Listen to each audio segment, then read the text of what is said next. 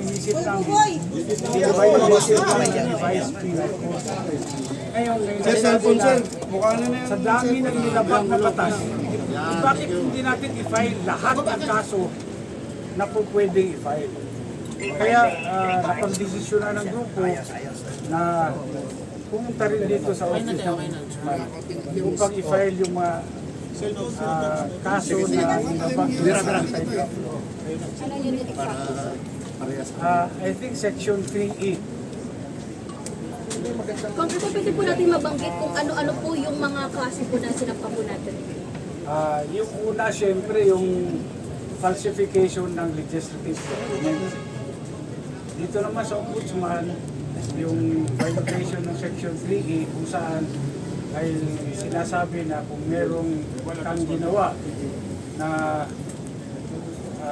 dihado yung gobyerno at nawalan yung gobyerno, ay po pwede lang kasalan.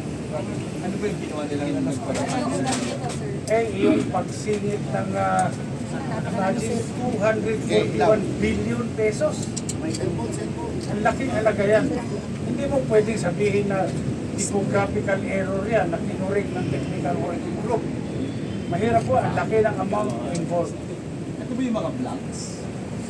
Opo, yan o. Pinirap na po yung parang kinumpit nila. Marami yung blanco na yon. Ngayon, nung tinignan namin ano yung mga nilagay na doon sa blanco, tinotal namin, umabot sa 241 billion.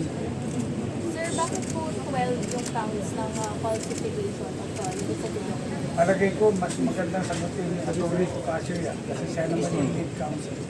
Well, kaya po, 12 counts ay 12 times po nilang pinunuan yung mga blanks.